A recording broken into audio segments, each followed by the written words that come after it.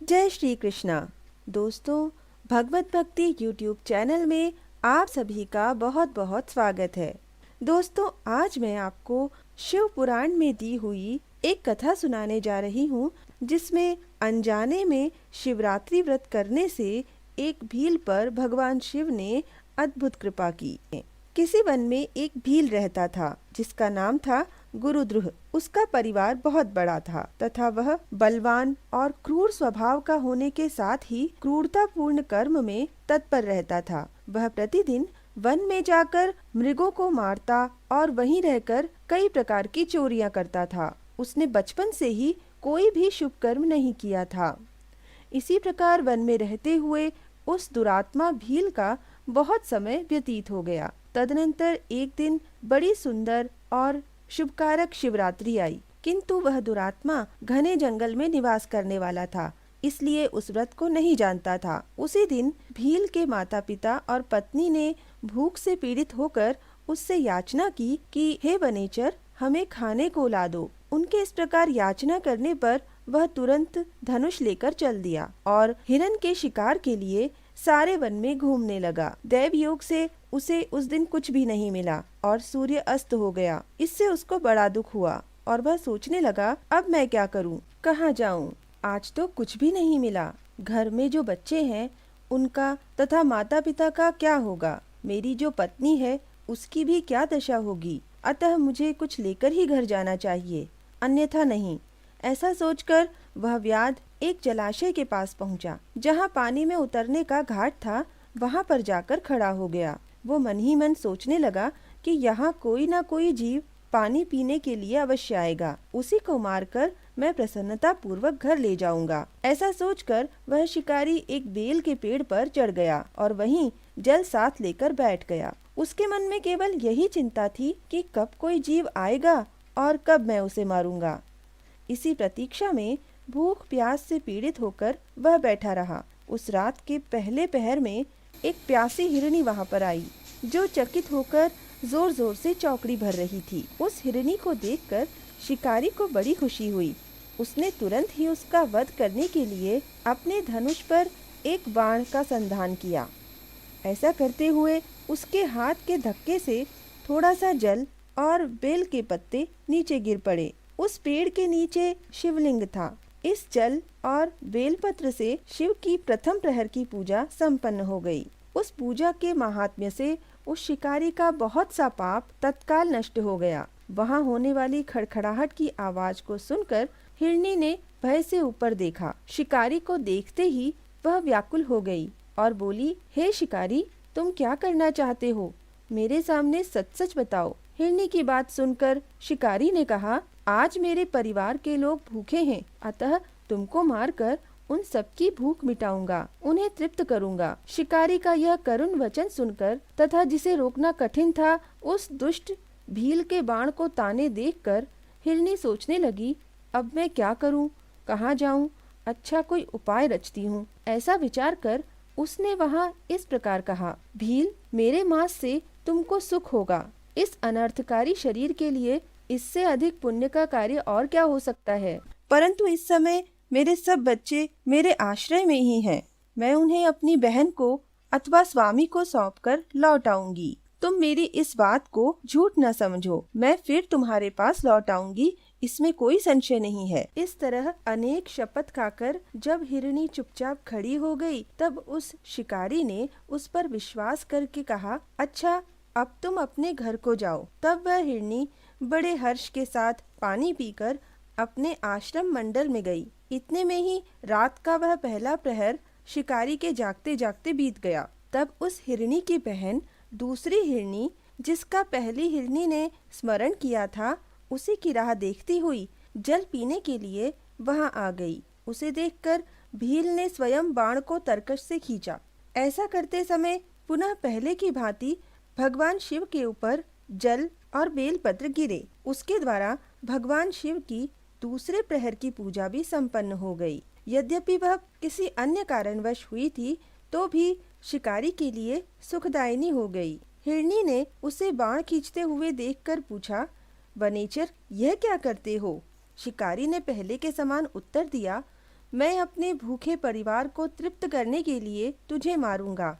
यह सुनकर हिरनी बोली, हे शिकारी, मेरी बात सुनो। मैं धन्य हूँ, मेरी देह सफल हो गई, क्योंकि इस अनित्य शरीर से उपकार होगा। परंतु मेरे छोटे छोटे बच्चे घर में हैं, इसलिए मैं एक बार जाकर उन्हें अपने स्वामी को सौंप दूं, फिर तुम्हारे पास लौट आऊंगी। शिकारी बोला, मुझे तुम्हारी बात पर विश्वास नहीं है, मैं तुम्हें मारूंगा, इसमें संशय नहीं है। यह सुनकर वह हिरनी भगवान विष्णु की शपथ खाती हुई बोली, हे शिकारी, जो कुछ मैं कहती हूँ उसे सुनो। यदि मैं लौटकर न आऊं तो अपना सारा पुण्य हार जाऊं। ऐसा कहने पर शिकारी ने उस हिरनी से कहा, जाओ। हिरनी हर्षपूर्वक अपने आश्रम को गई। इतने में ही रात का दूसरा प्रहर भी शिकारी के जागते जागते बीत गया। इसी समय तीसरा प्रहर प्रारंभ हो जाने पर हिरनी के लौटने में बहुत विलंब हुआ। इसी समय तीसरा प्रहर आरंभ हो जाने पर हिरनी के लौटने में बहुत देरी हुई जानकर आश्चर्य हो शिकारी उसकी खोज करने लगा। इतने में ही उसने जल के मार्ग में एक हिरन को देखा। वह बड़ा हष्टपुष्ट था। उसे देखकर वनेचर को बड़ा हर्ष हुआ और वह धनुष पर बाण रखकर उसे मारने को तैयार हुआ। ऐसा करते समय भाग्यवश कुछ जल और बेलपत्र शिवलिंग पर गिरे। उससे उसके सौभाग्य से भगवान शिव की तीसरे प्रहर की पूजा भी संपन्न हो गई। इस तरह भगवान ने उस पर अपनी दया दिखाई। पत्ती के गिरने आदि का शब्द सुनकर उस मृग ने व्याध की ओर देखा और पूछा, क्या करते हो? व्याध ने उत्तर दिया, मैं अपने कुटुंब को भोजन देने के लिए तुम्हारा वध करूंगा। शिकारी की यह बात सुनकर हरिण के मन में बड़ा हर्ष हुआ।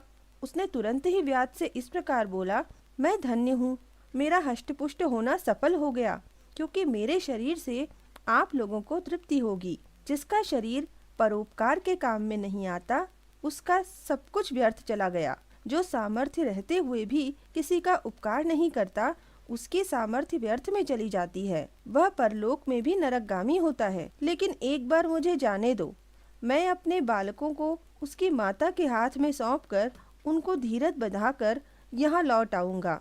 ऐसा कहने पर शिकारी मन ही मन बड़ा आश्चर्यचकित हुआ। उसका हृदय कुछ शुद्ध हो गया था और उसके सारे पाप नष्ट हो चुके थे।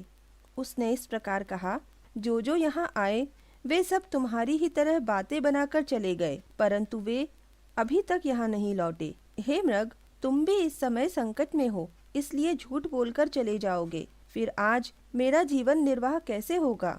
हिरन बोला, मैं जो कुछ कहता हूँ उसे सुनो, मुझ में असत्य नहीं है।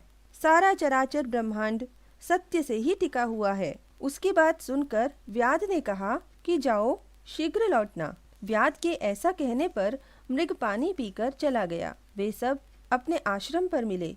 तीनों ही प्रतिज्ञाबद्ध हो चुके थे। आपस में एक दूसरे के वृत्तांत को भली भांति जानकर सत्य के पाश में बंधे हुए उन सब ने यही निश्चय किया कि वहां अवश्य जाना चाहिए। इस निश्चय के बाद वहां बालकों को आश्वासन देकर वे सबके सब जाने के लिए तैयार हो गए। उसी समय बड़ी मृगी ने अपने स्वामी से कहा, हे स्वामी, आपके बिना यहाँ बालक कैसे रहेंगे? मैंने ही वहाँ जाकर पहले प्रतिज्ञा की है, इसलिए केवल मुझको ही जाना चाहिए। आप दोनों यही रहें। उसकी बात सुनकर छोटी मृगी बोली, बहन, मैं तुम्हारी सेविका हूँ, इसलिए आज मैं ही व्याध के पास जाती हूँ, तुम यहीं रहो। यह सुनकर मृग बोला, मैं ही वहाँ जाता हूँ, तुम दोनों यहाँ रहो, क्योंकि शिशुओं की रक्षा माता से ही होती है। स्वामी की यह बात सुनकर उन दोनों मृगियों ने धर्म की दृष्टि से उसे स्वीकार नहीं किया। वे दोनों अपने पति से प्रेम पूर्वक बोली, प्रभो, पति के बिना इस जीवन को धिक्कार है। तब उन सब ने अपने बच्चों को सांत्वना देकर उन्हें पड़ोसियों के हाथ सौंप दिया और शीघ्र ही उस जगह को प्रस्थान किया जहाँ पर वो व्याध उनकी प्रतीक्षा में बैठा था। उन्हें जाते देखकर उनके बच्चे भी पीछे पीछे आ गए। उन्होंने यह निश्चय कर लिया था कि उनके माता पिता की जो गति होगी वही हमारी भी होगी। उन सबको एक साथ आया देखकर व्याध को बड़ा आश्चर्य हुआ। उसने धनुष पर बाण रखा। उस समय पुनः जल और बेलपत्र शिव के ऊपर गिरे। इससे शिव के चौथे प्रहर की शुभ पूजा भी संपन्न हो गई। उस समय व्याध का सारा पाप तत्काल भस्म हो गया। इतने में ही दोनों मृगियाँ और मृग बोल उठे, हे व्याध शिरोमणि, शीघ्र कृपा करके हमारे शरीर को सार्थक करो। उसकी यह बात सुनकर व्याध को बड़ा विस्मय हुआ। शिव पूजा के प्रभाव से उसको दुर्लभ ज्ञान प्राप्त हो गया। ये हिरण ज्ञानहीन पशु होने पर भी धन्य है और हमेशा आदरणीय है, क्योंकि अपने शरीर से ही परोपकार में लगे हुए हैं। और मैंने इस समय मनुष्य का जन्म पाकर भी किस पुरुषार्थ का साधन किया। दूसरे की शरीर को पीड़ा देकर अपने शरीर को पाला पोसा, रोज अनेक प्रकार के पाप करके अपने परिवार का पालन किया। हाय, ऐसे पाप करके मेरी क्या गति होगी। मैंने जन्म से लेकर अब तक जो पाप किए हैं उसका इस समय मुझे स्मरण हो रहा है। मेरे जीवन को धिक्कार है। ऐसे ज्ञान संपन्न होकर व्याध ने अपने बाण को रोक लिया और कहा, श्रेष्ठ मृगो, तुम जाओ, तुम्हारा जीवन धन्य है।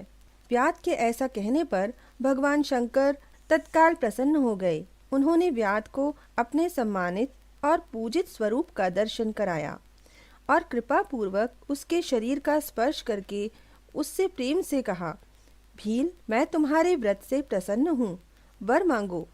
व्याध भी भगवान शिव के उस रूप को देखकर तत्काल जीवन मुक्त हो गया। मैंने सब कुछ पा लिया, यूं कहता हुआ उनके चरणों के आगे गिर पड़ा। उसके इस भाव को देखकर भगवान शिव भी बड़े प्रसन्न हुए और उसे गुह नाम देकर कृपा दृष्टि से देखते हुए उन्होंने उसे दिव्य वर दिए। भगवान शिव बोले, हे शिकारी, सुनो, आज से तुम श्रृंगवेश्वरपुर में उत्तम राजधानी का आश्रय लेकर दिव्य भोगों का उपभोग करोगे।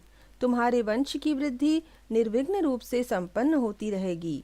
देवता भी तुम्हारी प्रशंसा करेंगे। मेरे भक्तों पर स्नेह रखने वाले भगवान श्री राम एक दिन निश्चय ही तुम्हारे घर पधारेंगे और तुम्हारे साथ मित्रता करेंगे। तुम मेरी सेवा में मन लगाकर दुर्लभ मोक्ष पा जाओगे। दोस्तों, अगर आपको ये वीडियो पसंद आई तो आप इसे लाइक करें और दोस्तों रिश्तेदारों के साथ शेयर करें। ओम नमः शिवाय। जय श्री कृष्ण।